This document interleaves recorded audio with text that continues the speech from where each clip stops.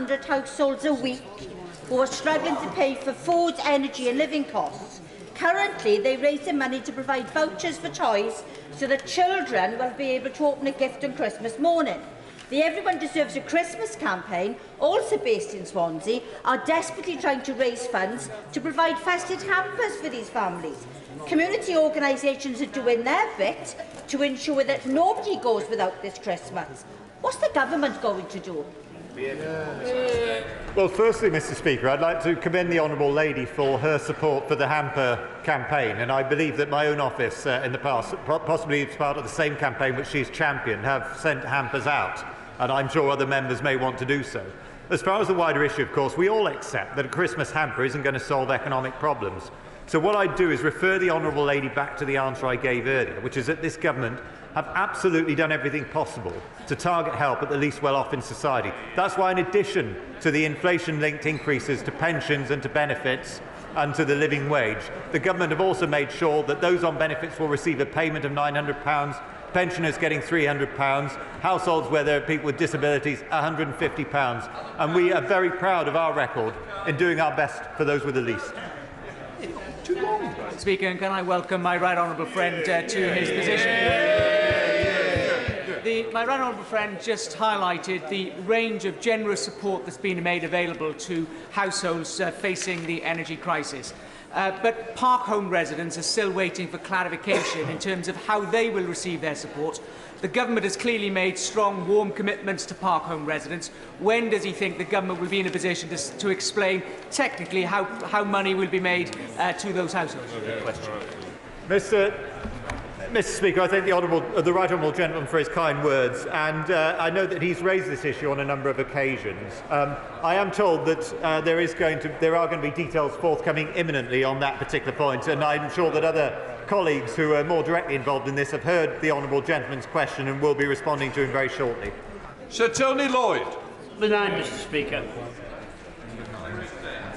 Mr Speaker, I have regular discussions with Cabinet colleagues on a wide range of transport measures, including HS2.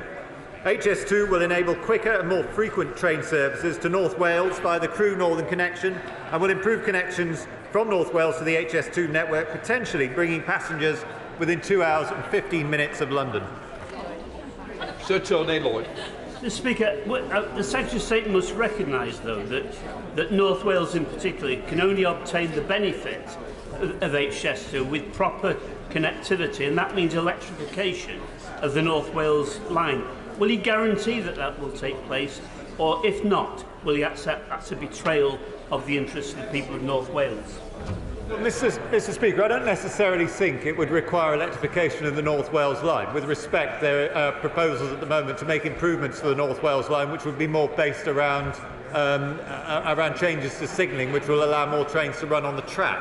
I don't pretend to be a rail engineer, but the proposal I've seen do not include electrification, but would increase journey times across the North Wales line, and therefore feeding into Crewe would increase journey times between North Wales and London and bring benefits to all passengers. Sir Villiers. Theresa Villiers. Question number 10, sir.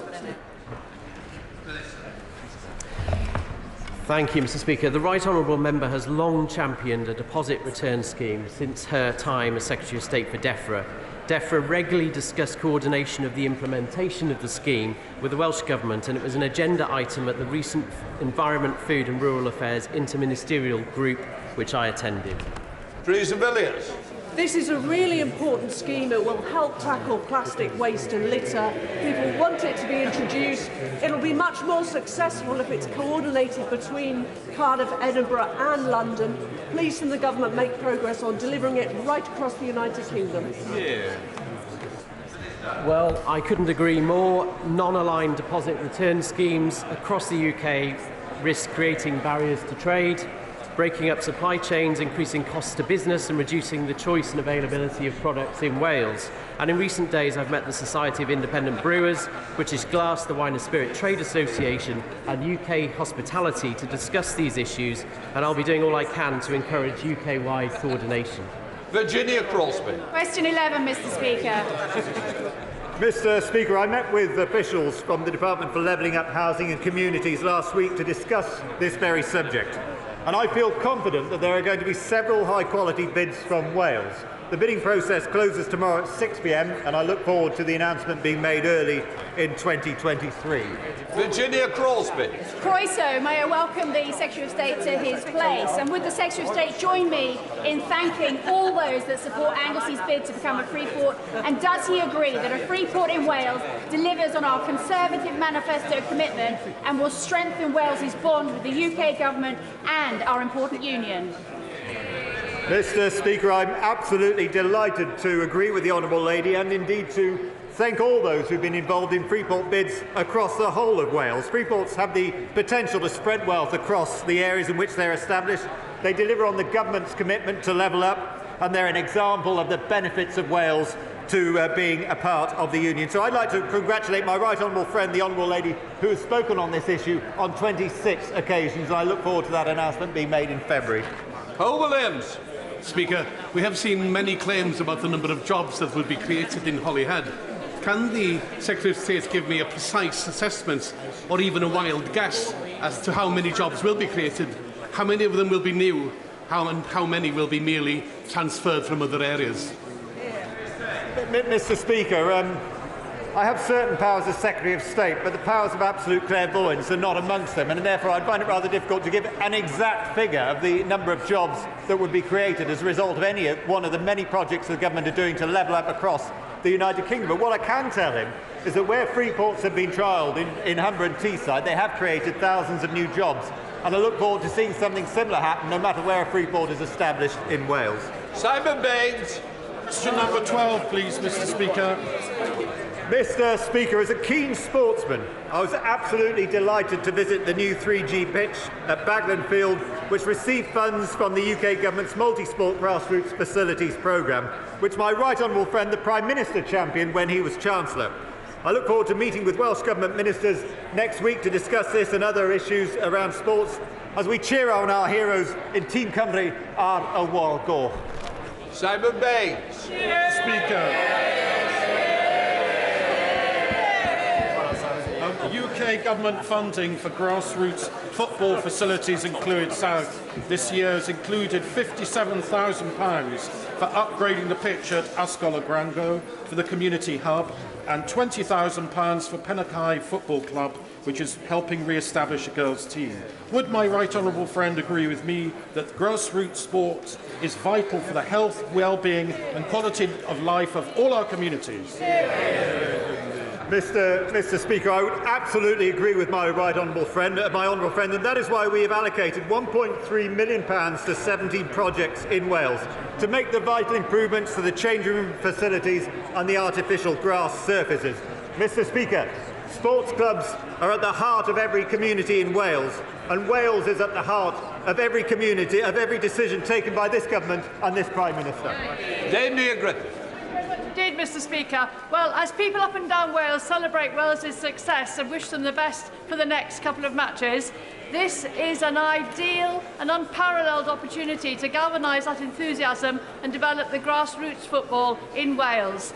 The Football Association of Wales tell me that £12 million has been earmarked by DCMS for the development of the sport over the next few years, but could be threatened by the cuts announced by the Chancellor last week. So will the Secretary of State please now speak to the Secretary of State for Culture, Media and Sport and beg her to safeguard that money for the development of grassroots football in Wales? Mr. Speaker, this government have already shown their commitment to sport, not just to football but many other sports as well, through the funds that have been dispersed by DCMS across the United Kingdom. I'm sure other right honourable colleagues will have heard the comments made by the Honourable Lady, but I can assure her of our commitment to grassroots sports across Wales and the United Kingdom, and I look forward to joining her to support a Team Cymru ar wal goch wythnos nesaf. Diolch.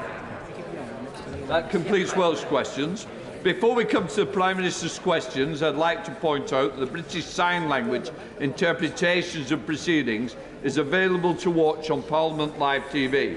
We now come to questions to Prime Minister Jonathan Gullis. Number one, Mr. Speaker. Mr. Speaker, I know that members across the House will want to join me in wishing both England and Wales the best of luck for the World Cup. Mr. Speaker, this morning I had meetings with ministerial colleagues and others in addition to my duties in this House I shall have further such meetings later today. Jonathan Gullis. Thank you, Mr. Speaker. People in places like Stoke-on-Trent North, Kidsgrove and Tork aren't getting the help they need quickly enough when it comes to mental health. Fellow campaigner James Starkey and I were delighted when the Prime Minister, who was then Chancellor, said he would back our campaign every step of the way to get mental health nurses into GP surgeries. So will the Prime Minister deliver on his promise, back our No Time to Wait pilot scheme developed by the Royal College of Nursing and help get people the support they need? Well, Mr. Speaker, can I thank my honourable friend for his continued campaigning on this important issue. I'm pleased to tell him all 1,250 primary care networks in England are entitled to recruit up to 2 mental health practitioners to work in surgeries. I know the BMA and NHS are looking at expanding that, and I look forward to working with him to ensure that his constituents in Stoke get the mental health support and care that they need. We now come to the Leader of the Opposition, Keir Starmer. Thank you, Mr. Speaker, and congratulations to England and Wales on their start to the World Cup, and good luck for the rest of the tournament. Mr. Speaker, the World Cup doesn't belong to FIFA, and it doesn't belong to the host nation. It belongs to everyone who loves football. It's totally unacceptable that during this tournament, gay football fans are unable to acknowledge who they love, and players have been threatened with suspension if they show solidarity with those fans. Shame on FIFA. Britain faces the lowest growth of any OECD nation over the next 2 years. Why?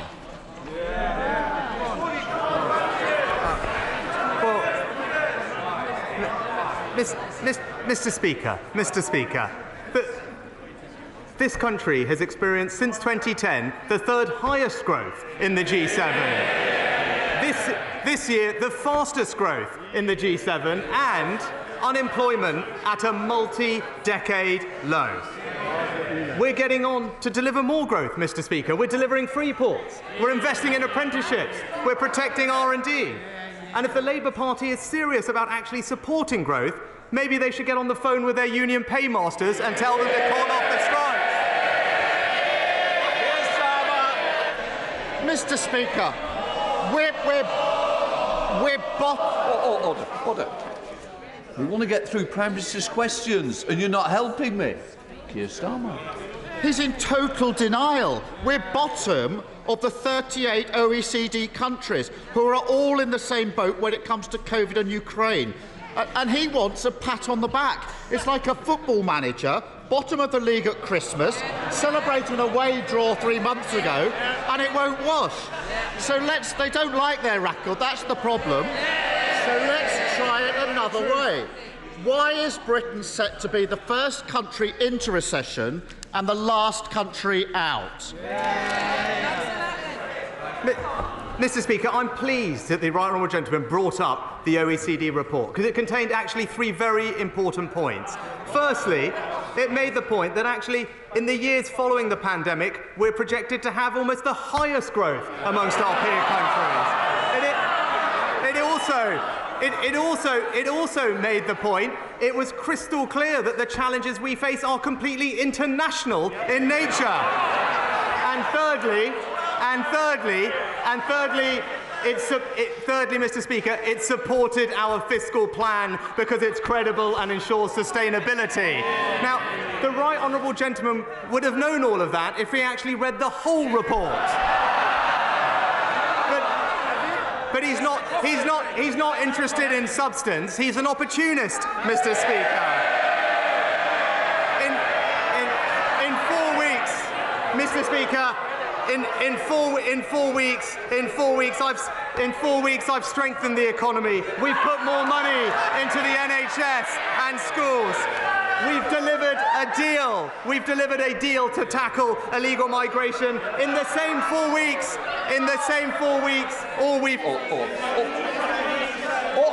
Prime Minister, when I stand, you've got to sit down. But can I just say to you, you came to me quite rightly and said to me, we want to get through Prime Minister's questions. I'm going to give short answers. Please stick to what you have. Mr. Speaker, there's only one party that's crashed the economy, and they're sitting there. And I know noticed this, Mr. Speaker. I noticed this. He won't say why Britain is set to be the first into a recession and the last out. So I will. 12 years of Tory failure, followed by 12 weeks of Tory chaos. For a decade, they've let our economy drift aimlessly before suddenly cutting the parachute ropes and slamming it to the ground. And because of the changes he's made, a typical household will end up with tax increases of £1,400. They don't want to hear about these tax increases of £1,400. Contrast that to a super wealthy non-dom living here but holding their income overseas. How much more? Order. Mr. Young, I don't need any more. I don't need shouting, don't need pointing. You're meant to be a good example when you sit on this front bench. Because you're the second, don't spoil what you're meant to do. Mr. Speaker, I don't think they want to hear this. Because of the changes he's made, a typical household will end up paying tax increases of £1,400. Contrast that to a super wealthy non-dom living here but holding their income overseas. How much more has he asked them to pay? Just order. As I said to the Prime Minister, I said to the Leader of the Opposition, I've got to get through this list. I need you both to help me and think of other members. Come on. Well, Mr. Speaker, Labour had 13 years to address this issue and did nothing. Nothing. It was the Conservative government that took action and tightened the rules. But the problem with his idea is that it would end up costing Britain money. Not my words, the words of the former Labour Shadow Chancellor. But rather than peddling fairy tales and gesture politics, let's actually tell him what we're doing to deliver for this country. A record increase in the national living wage, protecting millions from energy bills, protecting the pensioners' triple lock. That's what we're doing for this country. Mr. Speaker, if they'd grown the economy at the same rate as the last Labour government, we'd have tens of billions of pounds more to spend on that. Mr. Speaker, it wasn't a trick question. The answer is he's not asked non-doms to pay a penny more. Every year, he talks about the money. Every year, that's £3.6 billion thrown away because he won't make them pay their taxes here. How many extra doctors could Britain afford with that money? Well, Mr. Speaker, I'm pleased that he brought up doctors, because last week we delivered record increases in funding for the NHS. Not just more doctors, but more nurses, more scans, more operations. That shows our commitment to prioritise the NHS. Not my words, the words of the NHS Chief Executive. Scrapping the non-dom status would allow us to train 15,000 doctors every year. That's what Labour would do. And we can carry on handing out tax breaks to the super rich, or we can live in a society where people don't have to go private to get a doctor's appointment. It's that simple. He also hands Shell 90p for every £1 they spend drilling. So they haven't paid a penny in windfall tax. Mr. Speaker, you may have seen this week that somebody shredded £10,000 in protest at those propping up an oil and gas giant. But he shreds £10,000 every other minute propping them up. Which does he think is the more absurd?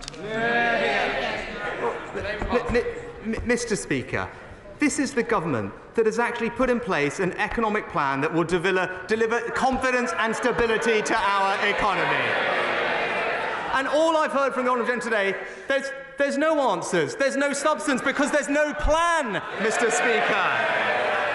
He talks about the NHS, we're delivering record funding for the NHS, but we can only do that on the foundations of a strong economy. You can't deliver for the NHS unless you have a plan for the economy, and he doesn't have either, Mr. Speaker. Mr. Speaker, every time he opens his mouth, another powerful business voice says he hasn't got a plan on growth. The failure of the last 12 years and the chaos of the last 12 weeks are compounded by the decisions he's taking now. He won't follow Labour's plan to scrap non-dom status. Instead, we've got an NHS staffing crisis. He won't follow Labour's plan to make oil and gas giants pay their fair share. Instead, he hammers working people. And he won't push through planning reform. Instead, he kills off the dream of home ownership. Too weak to take on his party, too weak to take on vested interest. 12 long years of Tory government, 5 Prime Ministers, 7 Chancellors. Why do they always clobber working people?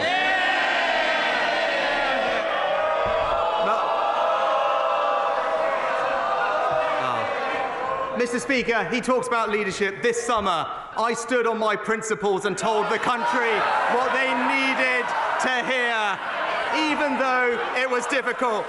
When he ran for leader, he told his party what they wanted to hear. And even now, he says one thing and he does the other. He says he cares for working people, but he won't stand up to the unions. He said he'd honour Brexit, but he tried to have a second referendum. And now he tries to talk tough about immigration, but he promised to defend free movement.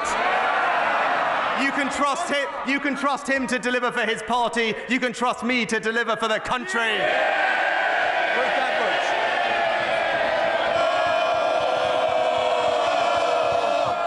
Ruth Edwards.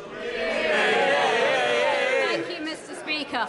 As we debate how to best help our constituents with their energy costs, 10 million people in Ukraine are without power due to Russia's barbaric strikes on the country's energy infrastructure. So can my right honourable friend set out what support we will be providing to our Ukrainian allies to help them repair the damage and keep their citizens warm this winter? I'm pleased to tell my honourable friend that I spent time discussing this with President Zelensky at the weekend and talking to Ukrainian families about the impact these awful strikes are having on them. I know the whole House will be proud to know that we're providing millions of pounds of immediate support with generators, shelter and water repairs on top of the 570 mobile power generation that we are donating to power facilities across Ukraine. We're also working with the government to repair critical infrastructure with 8 projects identified by UK Export Finance to be delivered in the near future. We now come to the Leader of the SNP, Ian Blackford.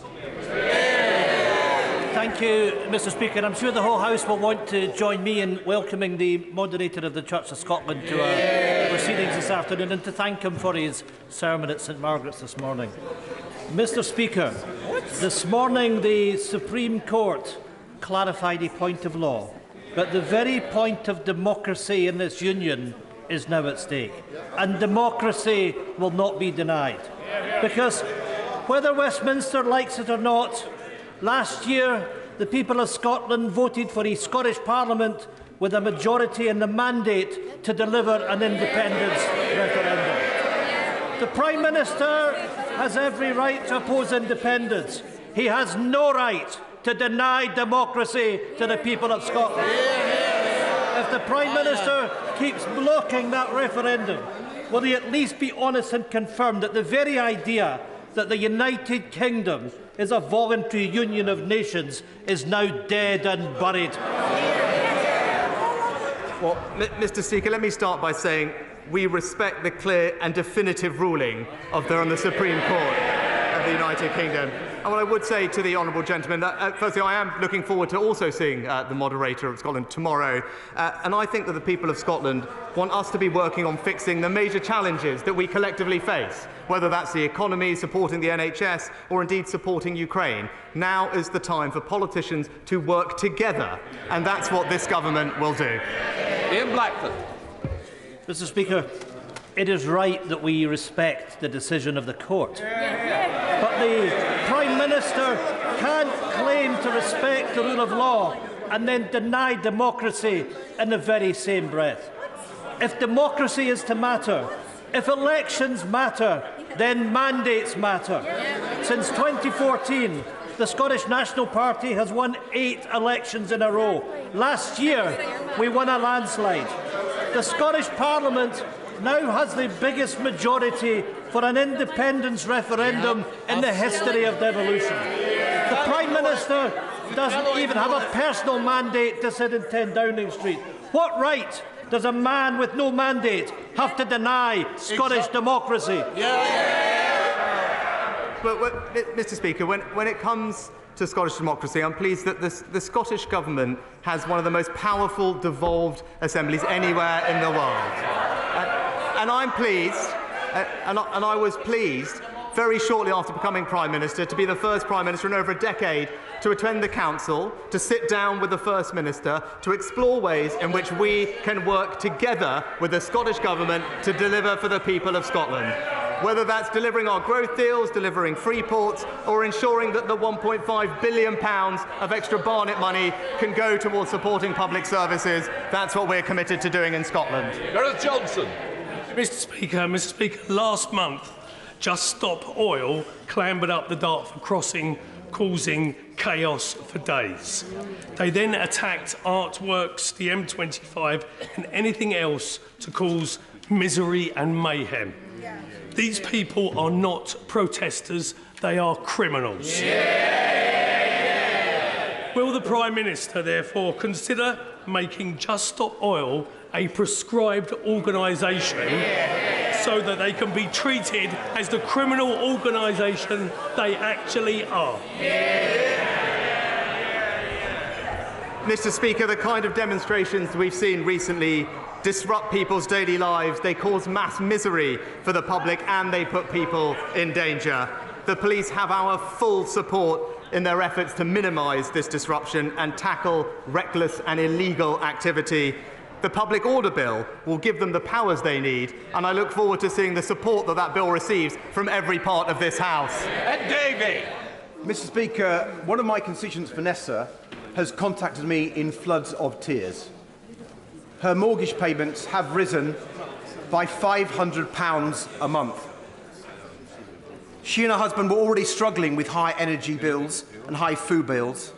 Now, like 1 in 4 across the country, they fear losing their home.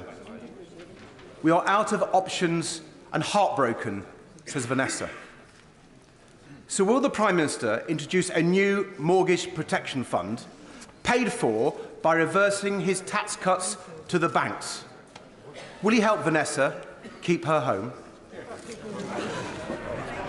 Mr. Speaker, I'm deeply sorry to hear about Vanessa's circumstances, and I want her to know that the plan that the Chancellor announced last week will help families like hers up and down the country, because it's the right plan to tackle inflation, to limit the increase in mortgage rates and ensure confidence in our economy. There is specific help that the Chancellor announced, offering low-interest loans to those owners on benefits to cover interest on mortgages of up to $250,000. The Chancellor is also meeting with mortgage lenders in the coming weeks, and we will continue to do all we can to support those homeowners who are struggling with their payments. Greg Tracy. Thank you, Mr. Speaker. I recently took part in the Pitching In campaign, which promotes grassroots sports and also celebrates the volunteers who make it possible every week. So would the Prime Minister join me in thanking those volunteers for the incredible work they do? And also, with top-flight football taking a bit of a break at the moment because of the World Cup, would he join me in reminding people that it's the perfect opportunity to go out and support their local non-league football teams who are incredibly welcoming, and including in that, of course, Atherstone Town Community Football Club, Bedworth United and Coleshill Town in my constituency. Well, I'm happy to join my honourable friend in praising all his local teams, and he makes an excellent point, actually, that volunteers have a vital role to play in community sport and actually the delivery of major events, and I join him in thanking them for everything that they do. Sport accounts for over half, Mr. Speaker, of volunteering in the UK, and every one volunteer generates a capacity for at least 8 more people to participate in sport, and I know the whole House will join me in praising their efforts. Alan Dorrance. Thank you, Mr. Speaker. Good afternoon. Mr. Speaker, since 2014, the SNP have won 8 elections, and we now have more councillors, members of the Scottish Parliament, and more MPs in this place than any other Scottish political party. Every one of those elected members were elected on a manifesto and clear mandate for Scottish independence. Mr. Speaker, what democratic right does this government have to deny Scottish democracy, refuse an independence referendum, and to keep us shackled and imprisoned in this involuntary and unequal union against the will of the Scottish people. Well, Mr. Speaker, again, we respect the decision of the court today with regard to the referendum, and we're getting on with the business of working constructively, collaboratively, in partnership with the Scottish Government to deliver for his constituents. Indeed, the Ayrshire Growth Deal is investing over £100 million to make use of his region's strong industrial heritage, potentially making more use of renewable energy. That's the kind of positive project we should be focused on, and that's what we'll keep on delivering. John Penrose. Mr. Speaker, the Prime Minister has rightly promised to recruit a successor to Lord Geit as his ethics adviser promptly. But would he accept that threats to integrity are often broader than the job description of the Prime Minister's adviser on the Ministerial Code? And will he therefore commit to introduce the additional measures in the new 5-point integrity plan on topics like lobbying and conflicts of interest, developed with organisations like Transparency International and Spotlight on Corruption, to show he will walk the talk and put party integrity and government integrity at the heart of our democracy? Well, I thank my honourable friend for his comprehensive and thoughtful suggestions. As he acknowledged, he knows that I've committed to appointing an independent adviser on ministerial interests, and I very much look forward to studying his other proposals in proper time. Chris Law. Mr. Speaker, just 3 months ago, this appointed interim Prime Minister said in Scotland, and I quote, "We live in a union, which is of course there by consent and by democracy." And added, "I accept that." Well, Mr. Speaker, by their consent and by democracy, the Scottish people have already voted by a clear majority in the Scottish Parliament to have their say through a referendum on the independent future for Scotland. So it begs the ultimate question, Mr. Speaker. Can this Prime Minister tell us if he accepts Scottish democracy? And if so, how that's compatible with today's Supreme Court ruling that clearly exposes the myth that the UK is a voluntary union and is upheld by consent? Mr. Speaker, at a time like this, the Scottish people want to see their governments working together on the things that matter to them, and I believe that that is possible. And actually, he should know this, Mr. Speaker. In his own constituency, we've been able to support culture and tourism, working together to bring the V&A to Dundee. That's an example of a positive project. It demonstrates the benefits of the union, and that's what we'll keep on delivering. Sir Paul Beresford. Thank you, Mr. Speaker. My right honourable friend will be aware that the government provides a slim financial support across 5 firms for small modular reactors. A few other countries have woken up and are seriously investing in SMRs. As Sizewell will not be running until 2031 at the earliest, should we not be doing the same?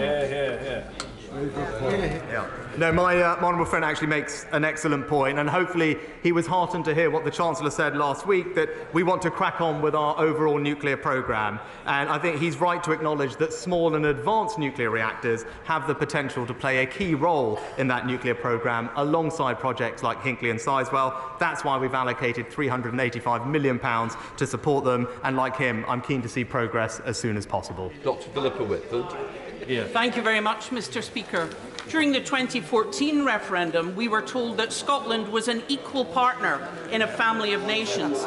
Yet the disaster that is Brexit was forced on Scotland against our will, and we see devolution wound back by legislation such as the Internal Market Act. So if the Prime Minister still claims the UK is a voluntary union, can he explain the democratic route by which the people of Scotland get to make a choice over their own future? Well, Mr. Speaker, the UK is a collaborative and constructive union that is delivering for the people of Scotland. Even in Ayrshire itself, where we're working collaboratively with the Scottish Government to invest in aerospace, advanced manufacturing and space. Those are the types of activities that will bring tangible benefit to the people in her region, and that's the right focus for the Government. Angela Adams. Thank you, Mr. Speaker. As a North Yorkshire MP, my right honourable friend will know how crucial bus services are to our communities.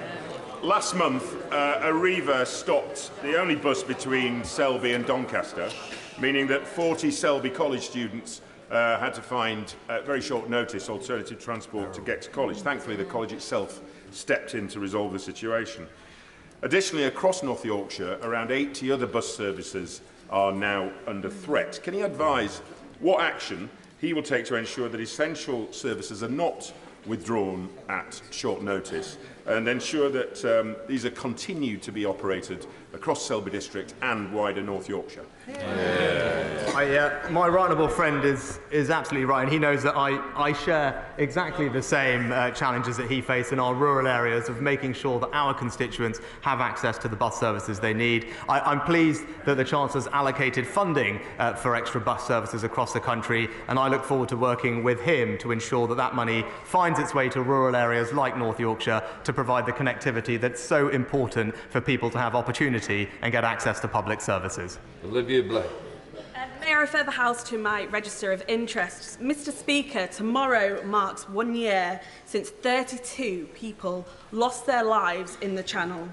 New evidence suggests that the boat reached British waters and that the French and British authorities knew that it was in distress for a very long time. Families are still waiting for answers from the Marine Accident Investigation. Why has this investigation taken so long? Will he commit to a full public inquiry afterwards? And does he concede that this would not have happened if there were safe and legal routes into the UK? Well, Mr. Speaker, every life that is lost in the Channel is a tragedy, but that is why it is so vital that we break the cycle of criminal gangs that are exploiting people and trafficking them, and that's what the Home Secretary is focused on.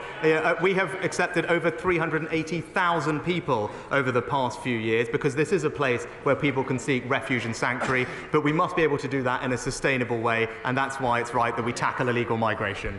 Dr. Caroline Johnson. Mr. Speaker, rising energy bills are a challenge for all of us, and constituents in Sleaford and North Hykeham are very grateful for much of the support that has been given by government. But with temperatures this week falling below freezing in Lincolnshire, those living in park homes are particularly concerned when they will receive their support. So I ask my honourable friend the Prime Minister, can he tell me when and how people living in park homes will receive the £400 which they're entitled to? And my honourable friend has consistently and rightly championed her rural constituents, making sure that they get access to the energy support that we're providing. It's something that the Chancellor prioritised in last week's autumn statement. I will ensure that we get the money out as quickly as possible. She should also be reassured that the cold weather payment system provides extra financial support to those vulnerable constituents when temperatures drop below a certain point. Callaghan. Mr. Speaker, did Scotland vote for Brexit? No. Did Scotland vote for austerity? No. Did Scotland vote for the Tories? No. What we did vote for, don't shout me down, don't shout me down, I've listened to all of you. What we did vote for only last year was the right to choose our own future. With that in mind, and given a previous non-answer from the Prime Minister, can the Prime Minister tell this House, tell us all in fact, how a nation can leave this so-called voluntary union? Mr. Speaker, the challenges that we face right now are those that require cooperation between our governments, tackling the economy, supporting the NHS, and I'm pleased that last week's autumn statement means that the Scottish Government will receive £1.5 billion in extra funding to deliver for public services in Scotland, and that's what we will continue doing. Theresa May. Thank you, Mr. Speaker. Scotland is a proud nation with a unique heritage. It is a valued member of our family of nations, a union of people bound through the generations by shared interests. Does my right honourable friend agree with me that this morning's Supreme Court decision gives the Scottish nationalists, the SNP, the opportunity for once to put the people of Scotland first?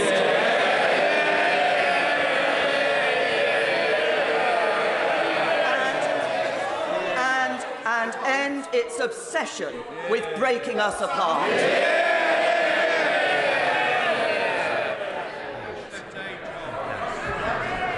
I think that my right honourable friend put it very well, Mr. Speaker. Angus Brendan McNeill. Thank you, Mr. Speaker. The Prime Minister won't answer, but it's obvious that the route to Scottish independence is now elections, and we know, Prime Minister, there's going to be many of them. Now, Mr. Speaker, inequality cost, and in France, The middle earners earn 20% more than in the UK, and low earners earn 25% more.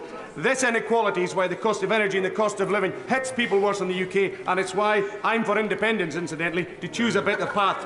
But meantime, in my constituency, there are both more off-grid fuel customers and a higher rate of fuel poverty than in Northern Ireland. So will the PM do the right thing and extend the £200 payment that's going to Northern Ireland to the off-grid customers in my geographically distinct constituency, the Hebrides, on the basis of fairness? Yes or no? Mr. Speaker, last week's autumn statement announced £55 billion to support families and businesses across the United Kingdom with their energy bills. And the Chancellor paid particular attention to those that are off-grid in rural areas by doubling the support to £200 for them, and that will help many people in his constituency and across the United Kingdom. Sarah Bretliff. Speaker, I'm sure we'll both be celebrating this weekend what we consider to be one of the best days of the year, and that is Lancashire Day. Thank you personally for hosting the event in Parliament. So will the Prime Minister, though he represents a Yorkshire constituency, join me in welcoming our Lancastrian local leaders and businesses to Parliament today, and join us in supporting our proud history and bright future by levelling up what we consider to be the best county?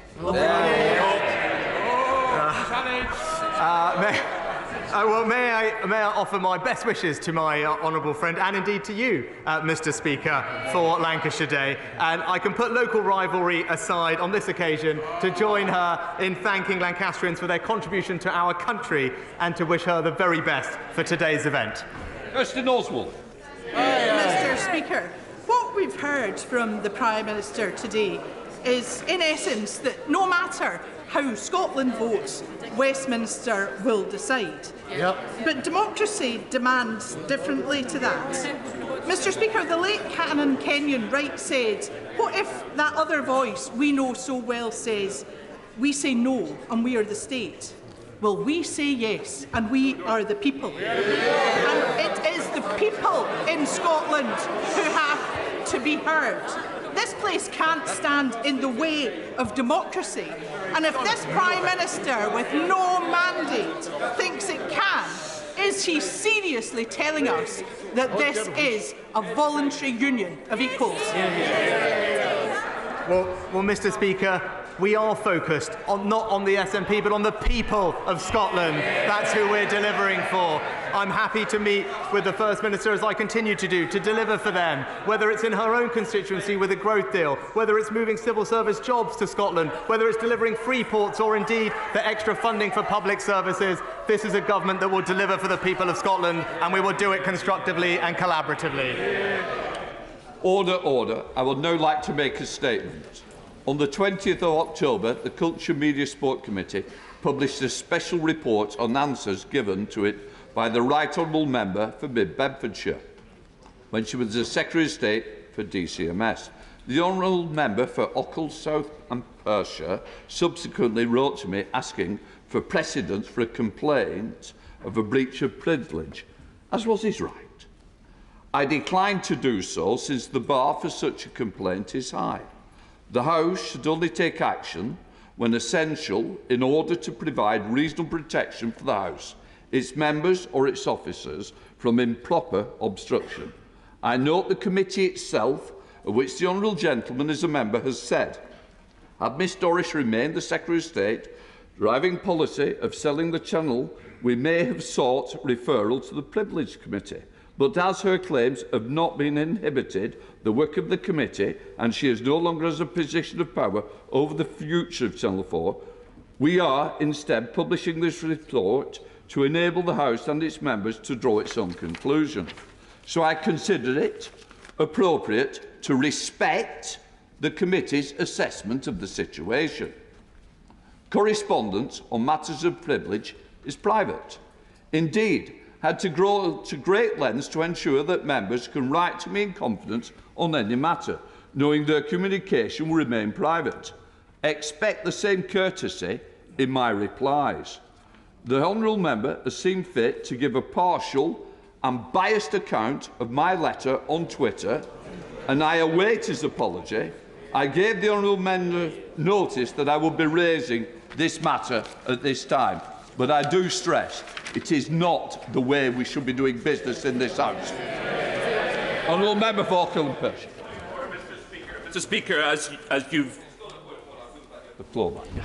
Mr. Speaker, as you've just explained, the Commons Culture Committee, in which I sit, published a unanimous cross-party report about the testimony of the Right Honourable Member and the testimony she gave to the committee, and there are now considerable public interest in what should happen next. I want to put on record, Mr. Speaker, that I deplore social media pylons against you or indeed anyone else. I've been on the receiving end of them, and they are exceedingly unpleasant. But could I ask for guidance on what I and other members should tell their constituents about integrity in politics in this context? If someone misleads a committee, what should happen next?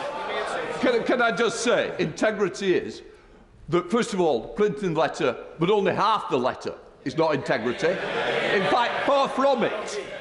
It misled the people of this country. It certainly put me in bad light with the people of this country, and I don't expect that to happen in an impartial speaker. So if that was an apology, I don't think it was very good. David Davis.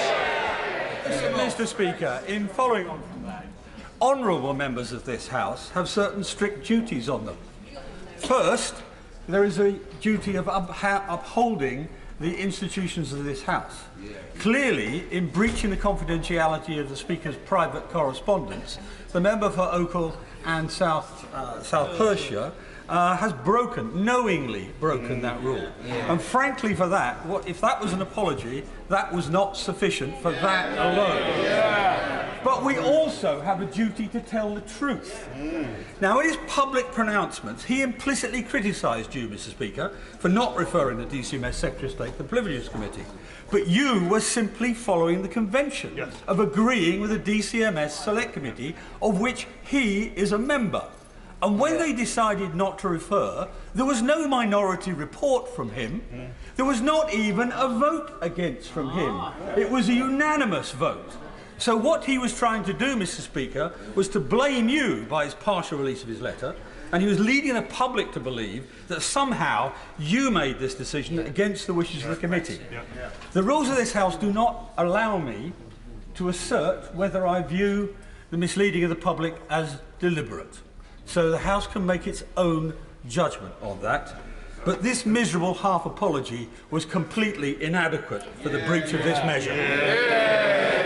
I'm going to leave it there for today, and I hope the Honourable will reconsider the way he's put his own part. Now I come to the urgent question. I'm going to let members leave before I call.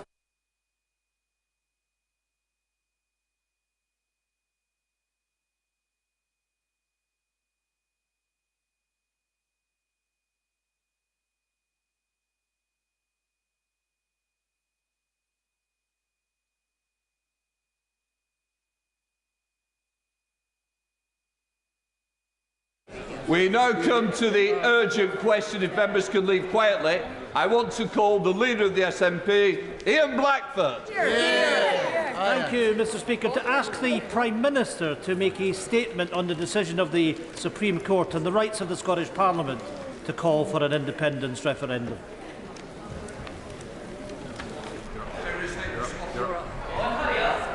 No.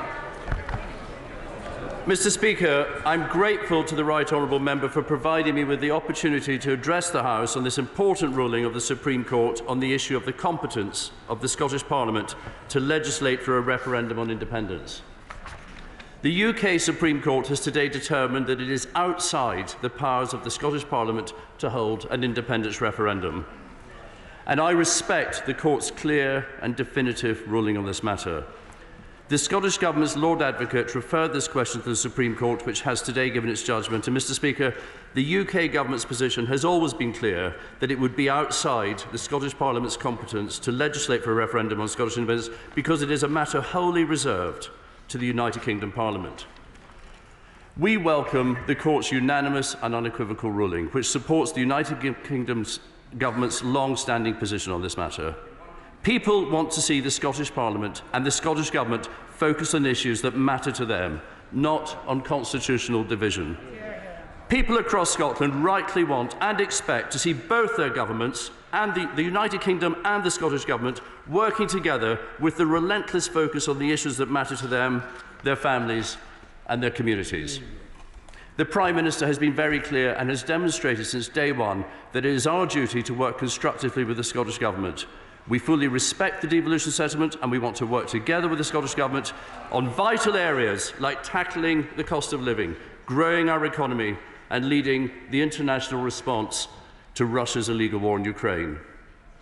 At this time of unprecedented challenges, the benefits of being part of the United Kingdom have never been more apparent.